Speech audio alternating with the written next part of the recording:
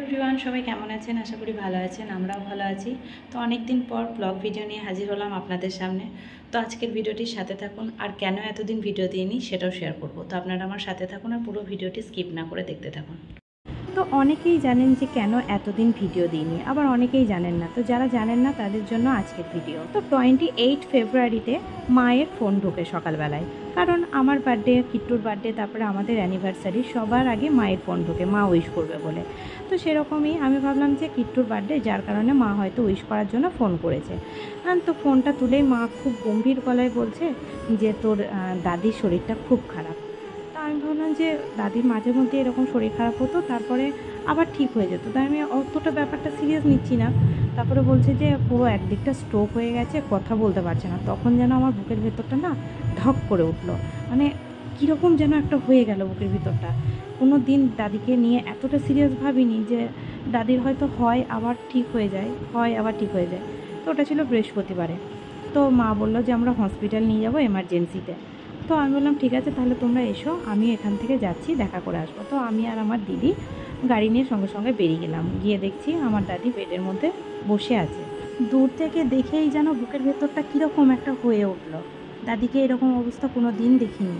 কাছে গেলাম, সঙ্গে সঙ্গে হাত দুটোকে নিয়ে এত চুমু খাচ্ছে আর এত কান্না করছে, ওই দৃশ্যটা যেন এখনও চোখের মধ্যে আমার ভেসে ওঠে। তো যাই হোক, আমিও নিজেকে সেই মুহূর্তে কন্ট্রোল করতে পারিনি, মানে এমনভাবে আমাদেরকে কান্না করলো দেখে, তো মনে হচ্ছে একটা বাচ্চা কান্না করছিল দেখে। যাই হোক, আমি অনেকক্ষণ সময় আর কি ওখানে দিলাম। তারপরে দাদিকে আবার বললো ওখানকার ডাক্তারে যে না, আপনারা নিয়ে চলে যান, এখানে চিকিৎসা নেই। মানে তখন আমরা একরকমভাবে ধরেই নিলাম যে ডাক্তারে হয়তো জবাবই দিয়ে দিল যে না, আমরা পারবো না। তো একদিকটা তো পুরো মানে প্যারালাইসিস হয়ে গেছিলো, একদিকটা কোনো ডান দিকটা কাজই করছিল না। তো অনেক কষ্ট মষ্ট করে আবার গাড়িতে তুলে তারপরে দাদি বাড়ি চলে গেল, আর আমার মন সেখানেই পড়ে রইল। তো তারপরে এখান থেকে বারে বারে মাকে ফোন করছিলাম যে মা কেমন আছে, কিন্তু মা একটাই কথা বলছিল যে দাদির খাবারও অবধি নিচে দিয়ে যাচ্ছে না, খাবার যাচ্ছিল না, জল যাচ্ছিল না, কোনো কিছুই খেতে পাচ্ছিল না। তো বৃহস্পতিবারে বাড়ি নিয়ে চলে গেল, শুক্রবারে আবার নিয়ে গেল অনাময়ে।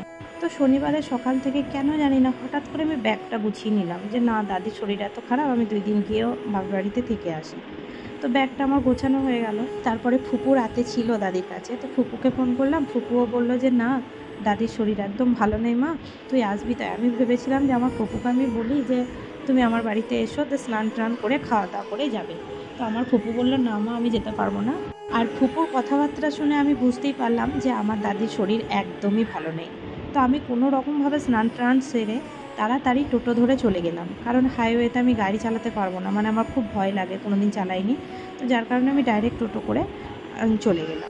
ওখানে গিয়ে দেখলাম আমার আব্বা, মা, তারপরে আমার ফুপু, তারপরে আমার ফুপুর ছেলে মেয়ে সবাই ছিল, মানে আমার দাদারা ছিল।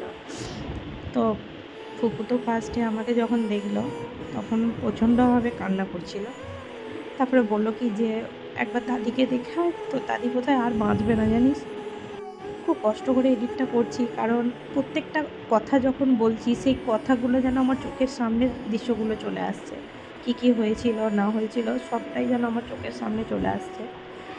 তো আমি যখন দাদিকে দেখলাম, আমি দেখে তো আমি অবাক হয়ে গেছিলাম যে চারিদিকে নল, নাকে কানে সব জায়গাতে নল দেয়া আছে। আমি ওখানে চিৎকার করে কান্না করছিলাম।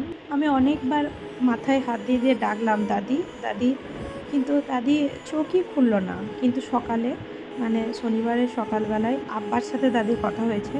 আব্বা যখন মাথায় হাত দিয়ে বলেছে মা কেমন আছো, তখন দাদি বলেছে যে আমি এরকম ঘাড় নাড়িয়েছে যে ভালো নেই, এটাই শুধু বলেছে আব্বা।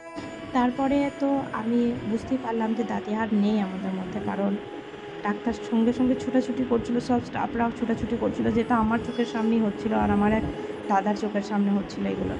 তো আমি ওগুলো না দেখতে পেরে আমি পুরো পিছন ফিরে এত চিৎকার করে কাঁদছিলাম যে ওখানকার স্টাফরা সবাই আমাকে বোঝাচ্ছিল যে না, কাঁদবেন না, চুপ করুন, হ্যাঁ কী করবেন। তখন যখন বললো কী করবেন, তখনই আমি বুঝে গেলাম যে দাদি আর নেই আমাদের মধ্যে। কিন্তু আমি বাইরে এসে আমার ফুপুকে বলছিলাম না কথাটা। ফুপু মানে কীরকম একটা যেন মনে হচ্ছিলো, মানে একটা পাগল হয়ে গেছে এরকম, সবসময় জিজ্ঞাসা করছে দাদি বেঁচে আছে, বল না, আমাকে তোরা লুকাচ্ছিস, কীরকম একটা করছিল। যাই হোক, আমি মানে বারে বারে আমার ফুপুকে বলছিলাম যে না তুমি চুপ, একটু শান্ত হও, দাদি ঠিক আছে। না তোরা আমাকে মিথ্যা কথা বলছিস, তোর দাদি আর নেই, এরকমই বলছে। যাই হোক, আমার ওখান থেকে আসতে একদমই ইচ্ছে করছিল না। তো আমি তারপরে আমার হাজব্যান্ডকে জানালাম যে দাদি আর নেই আমাদের মধ্যে। ও অনেক ছুটির ব্যবস্থা করলো, কিন্তু খুব জোর 4 দিন ছুটি পাচ্ছিল। আর ফ্লাইটও ছিল সেই রাত্রি 11টার দিক করে। আসতে করতে প্রায় অনেক সকাল হয়ে যেত, রবিবার সকাল হয়ে যেত। তো ওই জন্য ওকে বাড়ি থেকে সবাই বললো যে না তোমাকে আর আসার দরকার নেই, তুমি আর আসো না। তো তারপরে বললো যে ডিক্লেয়ার করে দিল যে না মারা গেছে। তো তারপরে তো ওখানে যেরকম হয় ফুপুকে একদমই রাখা যাচ্ছিল না, প্রচণ্ডভাবে ফুপু কান্না করছিল। তো ফুপুকে বুঝিয়ে যতটুকু পারলাম, তারপরে আমি আবার অনাময় থেকে আমার নিজের বাড়ি চলে এলাম, কারণ আমাকে ব্যাগটা নিতে হবে আর কিট্টুকে নিতে হবে। কিট্টু ছিল ওর মামামের কাছে। তো দিদি আমি দিদির শ্বশুরমশাই চাচা যান, উনি পাঠিয়ে দিয়েছিলেন ওখান থেকে টোটো, গ্রাম থেকে। তো গ্রাম থেকে একটা টোটো এসে আমাদেরকে নিয়ে গেল। তো বাড়িতে এইরকম দৃশ্য দেখব, যখন ঢুকছি চারিদিকে এত মানুষজন, তো ওরকম দৃশ্য আমার জীবনে প্রথম আমাদের বাড়িতে দেখা। কারণ আমার দাদা যখন মারা যায় তখন আমার 1 বছর 14 দিন বয়স ছিল। তো দাদার মৃত্যুর শোক কি আমি সেটা বুঝিনি কোনো দিন। আর আমরা সব ভাই বোন কটা মিলে না আমার দাদির কাছেই শুতাম, জানেন। তো তারপরে ধীরে ধীরে সব বোনদের বিয়ে হয়ে গেল, আমি শুধু রয়ে গেলাম, কারণ আমি বাড়ির ছোটো মেয়ে। তো আমি আমার দাদির কাছে অনেকটা সময় কাটিয়েছি। আপনারা একটা ব্লগে দেখেছিলেন আমি আমার বর সবাই মিলে যাচ্ছি দাদিকে দেখা করতে। কারণ কিছুদিন আগে তো রাজস্থান ঘুরতে গিয়েছিলাম। তো রাজস্থানে যখন ঘুরতে গিয়েছিলাম দাদির জন্য না একজোড়া জুতো কিনে নিয়ে এসেছিলাম। তো সেই জুতোটা পেয়ে আমার দাদি কী খুশি হয়েছিল। সেই জুতোটা আমার দাদিকে আর পরতেও হয়নি।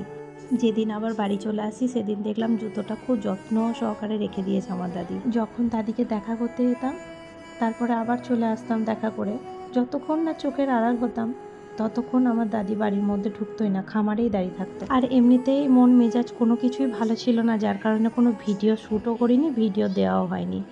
তো আমার একটা ভাবি আমাকে ফোন করে বলল, কেন ভিডিও দিচ্ছ না, ভিডিও দাও, তারপরে জানাও সবাইকে যে কি হয়েছিল না হয়েছিল। অনেক ভিউয়ার্সরা আছে যারা হয়তো তোমার ভিডিও পছন্দ করে। তো যারা আমার অপেক্ষায় ছিলেন যে না কিট্টু লাইভ কেন ভিডিও দিচ্ছে না, তো তাদের জন্যই আজকের ভিডিও।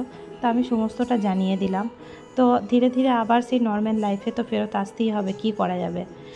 তো দাদির স্মৃতিগুলো নিয়েই বেঁচে থাকবো, ছোট থেকে দাদির সাথে কাটানো সুন্দর সময়গুলোকে নিয়েই বেঁচে থাকবো, বাঁচতে হবে, নর্মাল লাইফে আবার ফেরত আসতে হবে আমাদেরকে।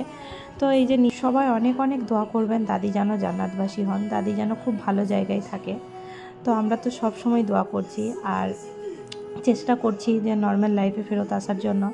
কারণ দাদির কথা এত মনে পড়ে, এমন কোনো দিন নেই দাদির জন্য 2 চোখ দিয়ে জল বেরোয় না, এমন কোনো সময় নেই দাদির কথা মনে পড়ে না। কিন্তু কি করব, আমাদেরকে তো ফেরত আসতে হবে নর্মাল লাইফে। যারা যারা জানতে চেয়েছিলেন কি হয়েছিল না হয়েছিল তাদের সবাইকেই জানিয়ে দিলাম কি কারণে ভিডিও দিতে পারিনি। তো আবার চেষ্টা করব ডেলি ব্লগ আনার আপনাদের সামনে। তো দাদি শনিবারে মারা যান আর রবিবারে জোহরের পর মাটি হয়েছিল। তো যাই হোক, আবার বলছি দাদির জন্য সবাই দোয়া করবেন, আমাদের জন্য দোয়া করবেন, পরিবারের প্রত্যেকটা মানুষ যেন ভালো থাকে, সুস্থ থাকে। তো আজকে আমার বাড়িতে যেই দিদি থাকে সেই দিদি ইফতারি করবে, তো যার কারণে আমি তাড়াহুড়ো করে সমস্ত কাজ করলাম আর আপনাদের সাথে সব কথাগুলো শেয়ার করলাম। তো দেখলেন কি কি করলাম না করলাম।